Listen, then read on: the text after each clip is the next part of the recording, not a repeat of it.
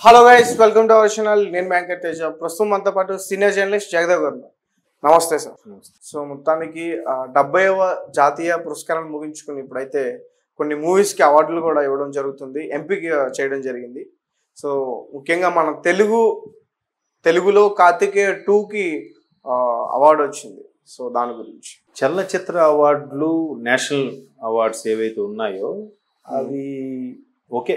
Last time మన బన్నీ గారు ఉత్తమ నటుడుగా గెలుచుకున్నారు. తెలుగు ఇండస్ట్రీ ఎప్పుడో వజ్రోత్సవ వేడుకలు కూడా జరుపుకుంది చాలా ఒక 10-15 years బ్యాక్. ఇంకా మరి కొద్ది 10 ఏళ్ళలో మేబీ ఇంకేమంటారు దాన్ని, ప్లాటినం ఏదో అంటారు అనుకుంటా, 100 yearsకి. ఈ ప్లాటినం ఉత్సవాలకి సరికిన ఎట్లా ఉంటుందో అనేది తెలియదు కానీ, బట్ ఎప్పుడు కూడా ఈ అవార్డ్స్ విషయంకి వస్తే అవార్డ్స్ ఒక ప్రామాణికం, ఒక ఎంకరేజ్మెంట్గా ఉంటుందనే అభిప్రాయమే తప్ప నాకు వాటి మీద పూర్తిగా అంత నమ్మకం లేదు ఇన్ ద సెన్స్ అంత యాక్సెప్టెన్స్ అనిపించింది నాకు. కొన్ని ఎట్లా అంటే చాలా సినిమాలు మీరు చూడండి, ఏదైతే ఒక రాజమౌళి లాంటి మహాదర్శకులు, లేదా ఒక రామ్ గోపాల్ వర్మ, ఒక మణిరత్నం, ఒక భారతీ రాజా గారు, అది ప్రియదర్శిని, ఇట్లాంటి డైరెక్టర్స్ ఉండబట్టి ఓకే సౌత్ వాళ్ళు కూడా టాలెంట్ ఉంది, సౌత్ డైరెక్టర్లు ఉన్నారు అని ఒక మలయాళం సినిమాలో ఒకటి చాలా నేటివిటీకి చాలా దగ్గరగా ఉంటాయి. ఎంత దగ్గరగా ఉంటాయంటే వాళ్ళు పెద్ద పెద్ద సెట్టింగ్లు, బీభత్సమైన గ్రాఫిక్స్ అట్లాంటివి ఏమి ఉండదు. మన రాజమౌళి గారి సినిమా లాగో, లేదంటే మణిరత్నం గారి సినిమా లాగా, పొన్నియిన్ సెల్వన్ లాగా సెట్టింగ్లు అట్లాంటివి ఉండదు. కానీ ఆ సినిమా యొక్క ఆత్మని, ఆ కథ యొక్క ఆత్మని మలయాళం వాళ్ళు పట్టుకునే విధంగా మన వాళ్ళు ఎవరు ఇంకా పట్టుకోలేరు. యావత్ భారతదేశంలోనే ఇండియన్ స్క్రీన్ ప్లేలోనే మలయాళం వాళ్ళు సినిమా యొక్క ఆత్మని పట్టుకునే విధంగా మిగతా వాళ్ళు పట్టుకోలేరు అనేది మొన్న రీసెంట్గా ఒక ఆర్టికల్ కూడా చదివాను దాని గురించి. మెంజిబుల్ boys, Hyderabad loves in Hyderabad something ఏదో వచ్చింది, లవర్స్. అట్లాంటి సినిమాలు చిన్న చిన్న కాన్సెప్ట్ తోనే సూపర్ హిట్లు కొట్టాయి. ఆ తర్వాత గోట్ లైఫ్, పృథ్వీ గారు, ఆయన కథ రాస్తాడు, స్క్రీన్ ప్లే బాగుంటుంది, ఆయన డైరెక్షన్, యాక్టరు, ప్రొడ్యూసరు. మలయాళం సినిమాకి one of the producer chamber లో something actor council something member, అన్ని రకాలుగా ఆయన చాలా ఆల్రౌండర్ అనమాట. పృథ్వీరాజ్ ఇది ఆయన పేరు. సో అట్లాంటి వాళ్ళు ఎక్కువగా ఆ ఇండస్ట్రీలో ఉన్నారు. బట్ మొదట్లో కూడా మనం ఎక్కువగా ఇండియన్ స్క్రీన్ మీద చూస్తే వెస్ట్ బెంగాల్ సంబంధించి కానీ, మలయాళం సంబంధించి కానీ ఎక్కువ అవార్డులు ఉంటాయి సౌత్కి వస్తే. ఇంకా నార్త్వే మిగతావి తెలుగువి చాలా ఉన్నా కూడా నాకు ఇప్పటికీ నచ్చింది ఏంటంటే, జ్యూరీ ఎవరైతే ఉంటారో మెంబర్స్ వాళ్ళు కూడా తెలుగు సినిమాలు, సౌత్ సినిమాలు సరిగ్గా చూడరేమో, చూసినా వాళ్ళకి అర్థం కాదు. కాబట్టి భాష అర్థం కానప్పుడు ఎమోషన్ సరిగ్గా క్యారీ అవ్వదని నా అభిప్రాయం. ఇప్పుడు ఎందుకు అంటున్నానంటే, మీకు తెలుగు భాష చక్కగా వస్తే మీరు మిగతా భాషలు కూడా ఈజీగా నేర్చుకోగలుగుతారు. మిగతా భాషల్లో ఉన్న ఇంగ్లీష్ బుక్ చదివారు అనుకోండి, ఆ బుక్లో భావము ఏ రాసాడరా రైటర్, మీకు ఎలా అర్థం అవుద్ది, దాన్ని మీ తెలుగులోకి అన్వయించుకొని మీరు అర్థం చేసుకుంటారు. అక్కడ హార్ట్ ఆఫ్ ది బాటమ్ అనేది బాటమ్ ఆఫ్ ది హార్ట్ ఏదో రాస్తాడు.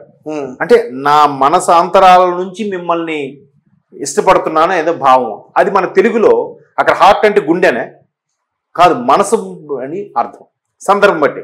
సో అది తెలుగు నేటివిటీలోకి అర్థం చేసుకోగలిగితేనే ఆ భావం అనేది క్యాచీ అవుతుంది. సో అలాంటప్పుడు భాష రానప్పుడు, జ్యూరీలో మన సౌత్ నుంచి ఎక్కువగా మెంబర్స్ లేనప్పుడు, నార్త్లో అందరూ ఉన్నప్పుడు సౌత్ సినిమాలకు ఎందుకు వస్తాయి అవార్డు? రావు. ఎవరు ఎంతసేపు మీరు నమ్ముతారో లేదో, సైఫ్ అలీ ఖాన్ గారికి పద్మశ్రీ, ఆయన బ్యాడ్ యాక్టర్ అని కాదు నా ఉద్దేశం, అంతకన్నా గొప్ప యాక్టర్ మన దగ్గర లేరా? ఎంతమందికి వచ్చే పద్మశ్రీలు? ప్రియాంక చోప్రా గారికి పద్మశ్రీ, కొత్త వాళ్ళకు కూడా, ఇంకా లేటెస్ట్ కూడా ఉండుండొచ్చు. మరి అంతకన్నా గొప్ప నటులు మన తెలుగులో లేరా? ఎంతమందికి వచ్చింది చెప్పండి?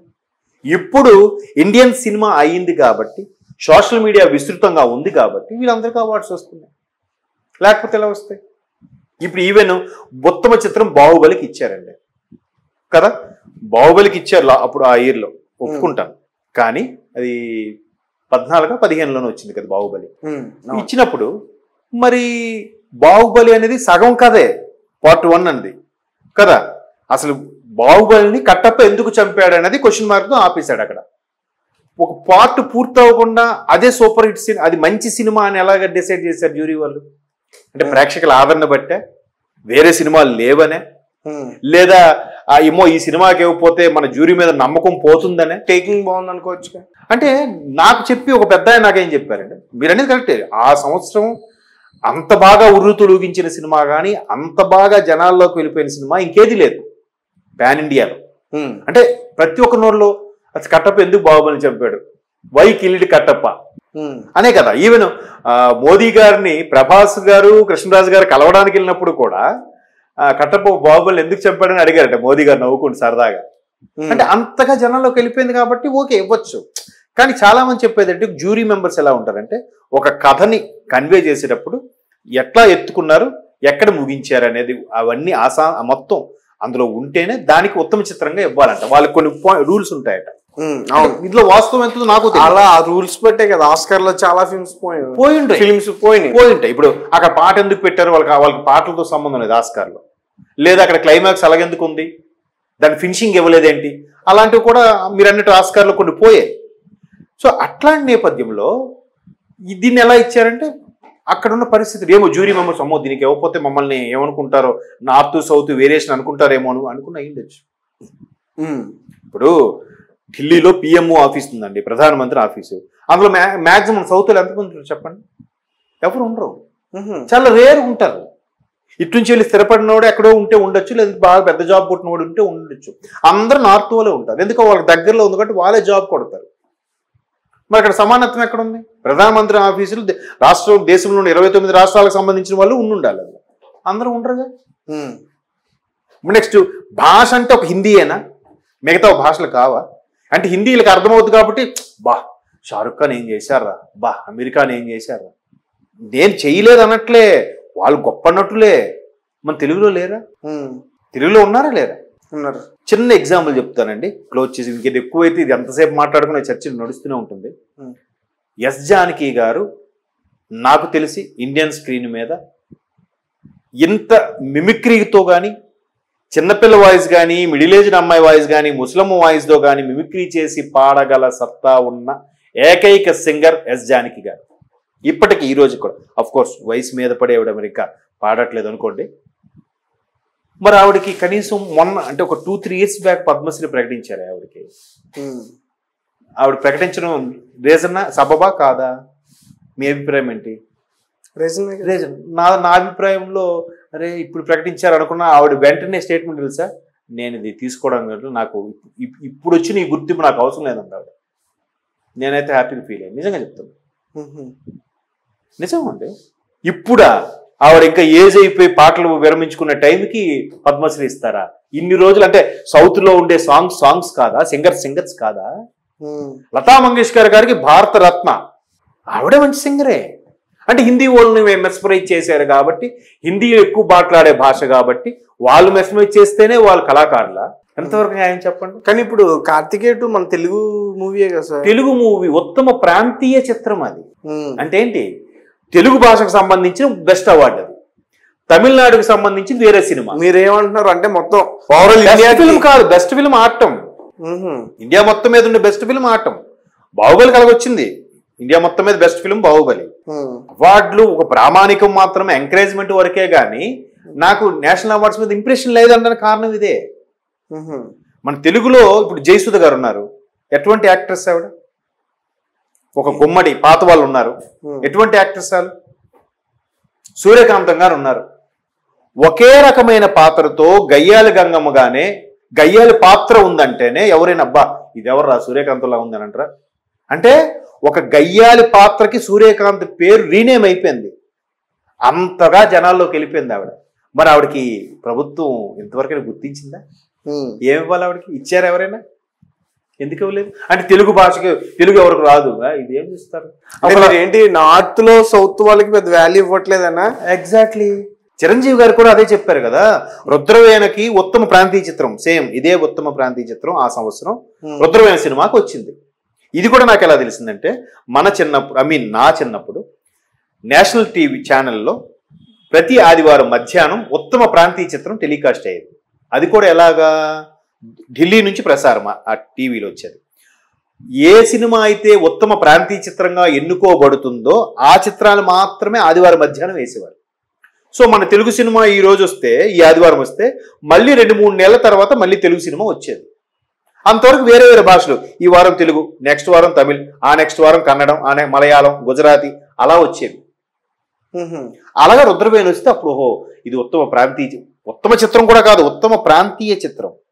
ఉత్తమ చిత్రం అంటే భారతదేశంలో ఆ సంవత్సరం రిలీజ్ అయిన సినిమాలన్నింటిలో కల్లా ఉత్తమ చిత్రం అది. ఉత్తమ ప్రాంతీయ చిత్రం అంటే పర్టికులర్ తెలుగు భాషతో రిలీజ్ అయిన సినిమాల్లో బెస్ట్ మూవీ కార్తికేయ 2. అది నేను అంటున్నా.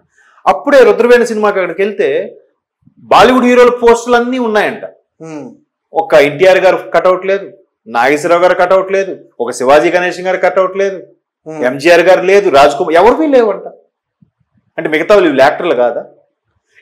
మహానటుడు ఎన్టీఆర్ గారు చేసిన పాత్రలు ఇండియన్ స్క్రీన్ మీద ఎవడైనా చేస్తున్నాడా చెప్పండి? ఋషులు గాను, రాముడు గాను, కృష్ణుడు గాను, రావణాసుడు గాను, దుర్యోధనుడు గాను, విలన్ గాను, బ్రహ్మనాయుడుగా గాను ఎన్ని చేశాడు ఆయన? మరి ఆయనకి ఏమివ్వాలి? భారతరత్న ఇచ్చి వచ్చా? ఆ పరంగా ఆయన రాజకీయ జీవితము వ్యక్తిగత జీవితం పక్కన పెడితే మరి ఎందుకు అవ్వట్లేదు? ఇంకా మన వాళ్ళు పోరాడుతూనే ఉన్నారు. కానీ మన వాళ్ళు ఇప్పుడు ఇండియా ప్రైడ్ మూవీస్ తీస్తున్నారు. ఇప్పుడు after Baahubali that credit goes to Rajamouli గారు. ఇండియన్ సినిమా అయింది ఇప్పుడు, ఇండియన్ సినిమా. అందుకేం చేస్తున్నారు వాళ్ళు కూడా మన సౌత్ లో వచ్చిన సినిమాలకి యాక్ట్ చేయడం స్టార్ట్ చేశారు. మీరు అబ్జర్వ్ చేయండి, నిన్న మొన్నటి వరకు వచ్చిన పూజా హెగ్డే కూడా వాళ్ళకి అక్కడ పట్టించుకోకపోతే తెలుగులో వచ్చి వరుసగా హీరోయిన్లుగా చేస్తారు. ఒక్కసారి ఒక బాలీవుడ్ సినిమా తగిలేసరికి తెలుగు సినిమా ఉంటుంది ఏదో అని మన చిన్న చూపు చూస్తారు. అలాగే ఎంతమంది బాగుంటుందా లేకపోతే ఏంటి? బాలీవుడ్ అయితే అందరికీ తెలుస్తాము, ఇక్కడైతే ఎవరికి తెలియమని. లేదంటే అక్కడైతే బిజినెస్ బాగుంటుందో డబ్బులు బాగా వస్తాయని, మరి ఇక్కడ పైగా మర్యాదలు బాగుంటాయి, డబ్బులు బాగుంటాయి ఇక్కడే.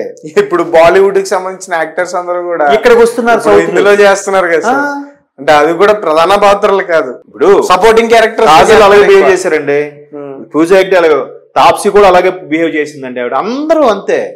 మళ్ళీ లేకపోయేసరికి మళ్ళీ వెరీ కంఫర్ట్ అవితో మాట్లాడతారు. వాళ్ళు తెలుగు వస్తుంది మళ్ళీ మాట్లాడరు. మన వాళ్ళు కూడా అట్లా వచ్చిరాని మాటల్లోనే తీసుకుంటారు. మన ప్రొడ్యూసర్లు కూడా చక్కగా తెలుగు అమ్మాయిలు ఎంతమంది లేరు? ఎవరు? అఫ్ కోర్స్ తెలుగు అమ్మాయిలు కూడా అంత బోల్డ్గా చేయలేరేమో, మేబీ కొన్ని, అందరూ కాదు, చేసేవాళ్ళు ఉన్నారు కదా, మరి వాళ్ళకి ఇవ్వండి. తెలుగు వాళ్ళ దగ్గర మరి సంస్కారం ఉంటుంది కదా. అంటే నేను అన్నది టాపిక్ ఇటు వెళ్తుంది కానీ నార్త్ ఒక్కటే హిందీ సినిమాలే వాళ్ళకి తోపండి. మరి భాష అర్థమైతే కదా జ్యూరీ వాళ్ళకి, కింద సబ్ టైటిల్స్ వేసేస్తే అర్థమైపోద్దా? అక్కడ కాంటెక్స్ట్ అర్థమవుతుందేమో సందర్భం, కానీ ఆ భావం ఫీల్ అవ్వడం అర్థమవుతుందా? అవ్వదు. భాష వస్తేనే పూర్తిగా అర్థమవుతుంది. సో జ్యూరీ మెంబర్స్ అన్ని భాషలు చెందిన వాళ్ళు ఉండాలి. అప్పుడు ఎవరు దేనికి ఓటు వేశారనేది తెలుస్తుంది. నార్త్ వాళ్ళకి 10 మంది ఉంటే సౌత్ వాళ్ళకి 2-3 ఉంటారు జ్యూరీ మెంబర్స్. ఎవరు మెజార్టీ ఎప్పుడు? వాళ్ళదే ఉంటది. So national awards okay, good, encouragement, claps కొడదాం.